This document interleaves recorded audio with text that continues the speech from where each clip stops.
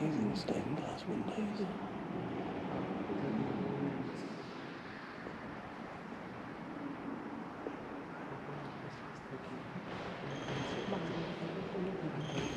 We're the Redneck Redcoats, and we're sailing SV, fresh to Solden. We're on a journey, looking back on the things that we've taken for granted, but feels like we're learning to be better without what's been holding us back now. Let's move closer to a new history, find out what we can be together. Take my hand and we will conquer the world. This is our final chance. 'Cause one day we'll be looking back at this. We were in a big mess together. But we found a way to choose right from wrong. We found the strength to go on together.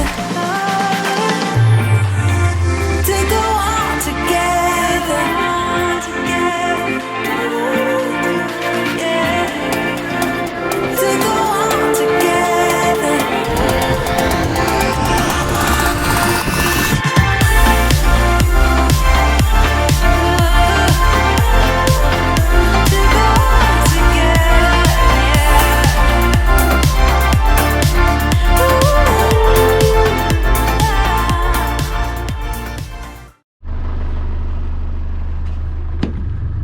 Good morning. We are waking up ready to get going to Georgetown, but that looks pretty cool. Beautiful sunrise.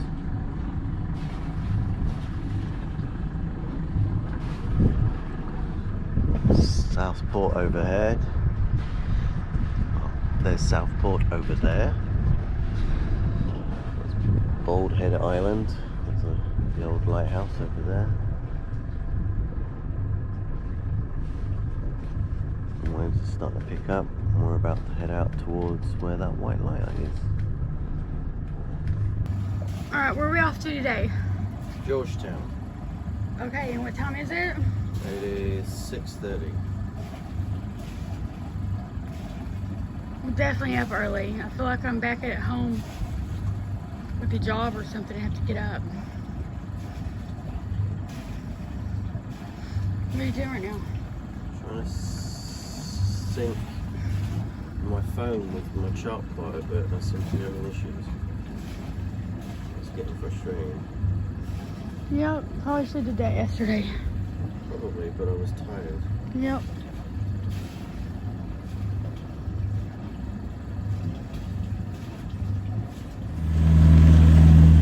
What's the plan?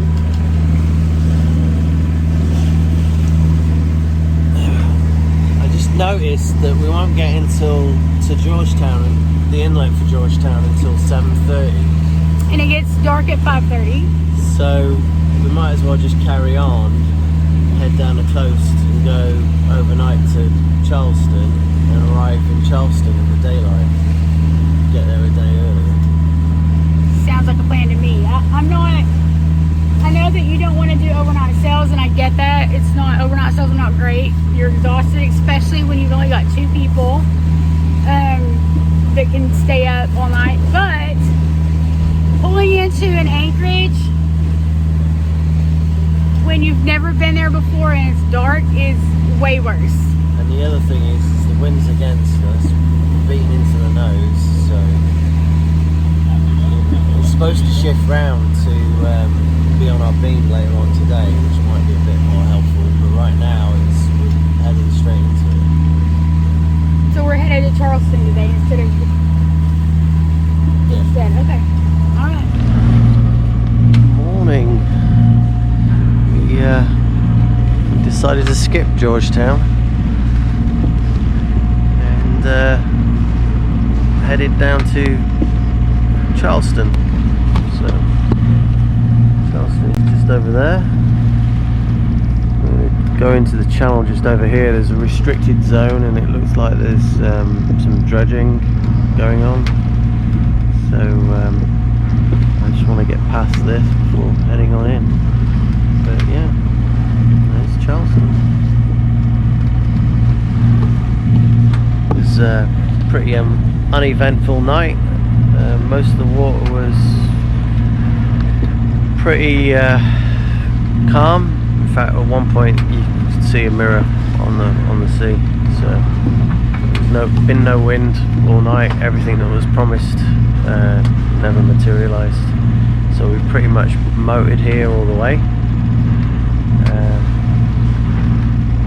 There's a sailboat over there. There's a couple of barges. Traffic seems a bit light right now. But we're going to go into Charleston and see if we can find a marina or somewhere to anchor. And chill out for a bit.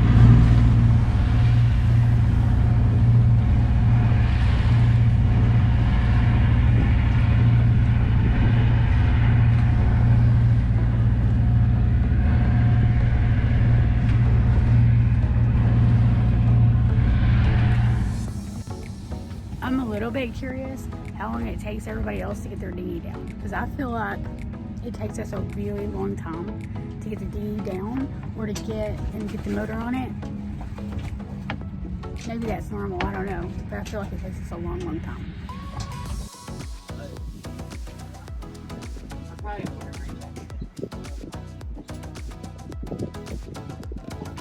What you doing? Dinghy down, sure. So what's the plan? We want to explore. Explore where? Charleston. South Carolina.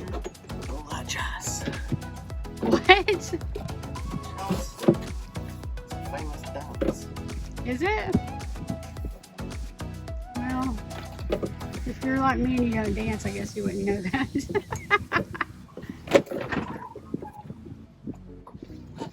I'm so confused about this whole process. There's like ropes everywhere.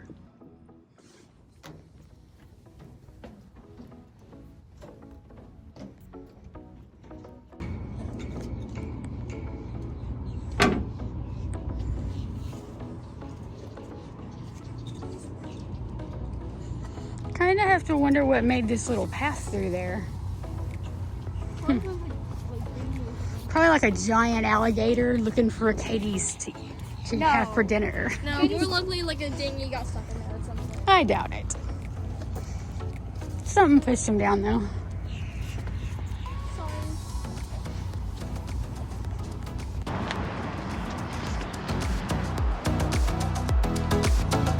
Those are little oyster beds.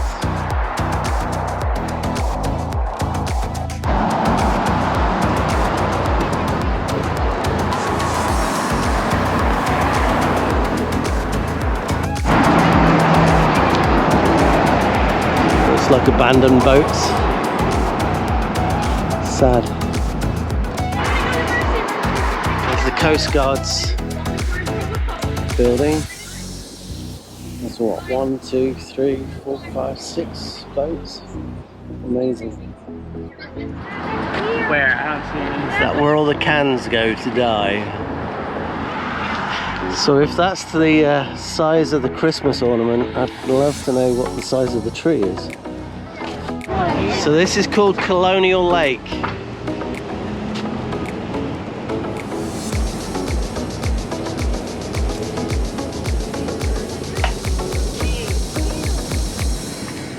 Why'd you say Ewing?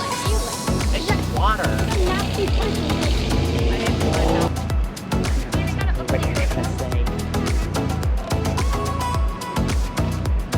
It's pretty cool, isn't it? Pretty flowers. Nut things on them.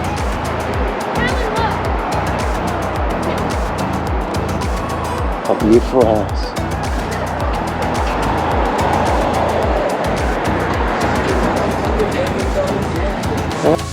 The O'Connor House, which is located at 180 Broad Street, was used during the Civil War to place Union officers under house arrest. In retaliation, President Lincoln moved 600 Confederate prisoners from Fort Delaware to the stockades at Morris Island. It's kind of strange, the house is leaning over to one side. If you can really see that. Yeah, the whole thing's leaning over. Jeez. It's pretty cool. These false front doors are kind of cool. And they hide the balcony. And they give you a front door, but at the same time, more like a gate. It's kind of weird. Oh! My dad had one of these. BMW.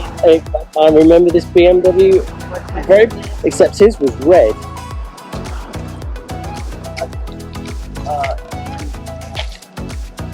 Looks like a three series.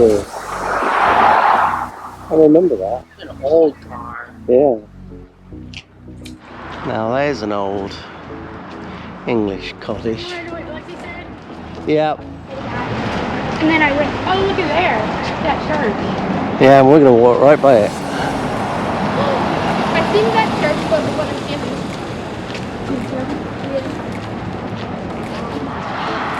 It's an old church.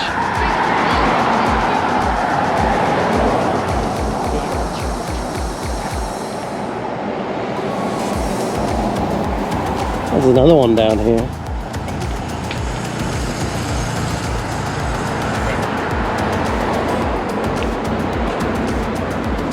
That's all it is.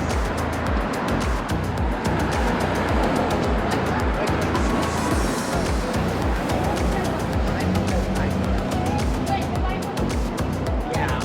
The Catholic Cathedral of St. John the Baptist. Churches like this always amaze me. The pictorial images of various different Bible scripture passages, the lavishness of such a special place, you know, where we can come and worship God in communion with each other. Yet, for somewhere that's so beautiful and amazing, less than a few feet away is another building that was used that basically took God's creation and treated them so appallingly. The John Rutledge house was built in 1763. John Rutledge wrote many iterations of the US Constitution from the second floor of the drafting room and eventually signed the Constitution as a well-respected politician for South Carolina. Today, the house is a popular hotel for people wanting to explore Charleston. During the first half of the 19th century, many buildings on Broad Street between Church Street and East Bay Street served as auction houses and private venues for the sale of human property. William Payne & Sons was the largest auction house in the Low County between 1803 and 1834. At this site, sometimes acting as an agent for the city sheriff to collect court-ordered debts, Payne brokered the sale of more than 9,200 local enslaved people. While many enslaved in the town, many more worked in the surrounding countryside. That is this is a wine shop. No, that's not what I thought it was. Oh well. It's cool. It says, step inside and visit our staff, friendly, knowledgeable, and sober.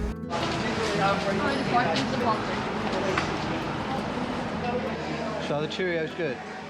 He said Cheerios. Churros. They're not what I expected them to be, but they're okay. What were you expecting? I don't know. I have no idea what I was expecting. Well, you must have had something, otherwise you wouldn't be disappointed. I don't know. We had them on the IHOP pizza. Pancakes.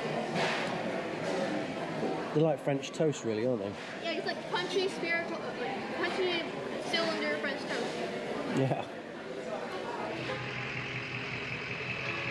The size of that building.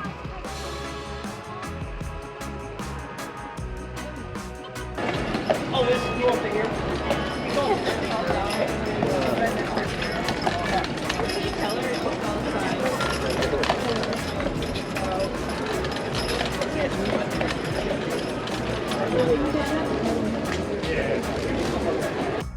This was a really bad place for me to go. The only thing that saved us was the fact that we live on a tiny boat and have no place to put anything. And it probably helped that we arrived in Charleston pretty much flat broke since we spent all our money on an anchor and some divers in Wilmington. This was the coolest place. They had so much really cool stuff. I think the only person that actually got anything was Lexi. She got a really cool necklace, but the whole place was like building after building after building of just really neat stuff. Oh yeah, I didn't want to use that one today. How much are they? That one's the private.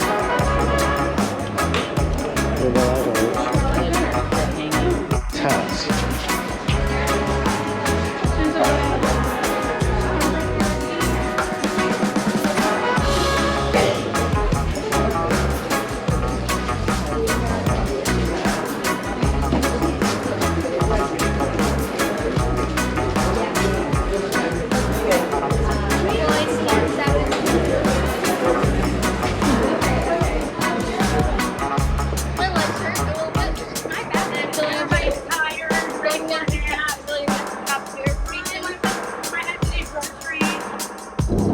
Just wanted to say thank you for taking the time to watch our video, and if you've liked what you've seen, it'd be great if you could click on that like button. And if you are new to the channel and want to see more videos on a regular basis, just click on that subscribe button. We'd really appreciate it.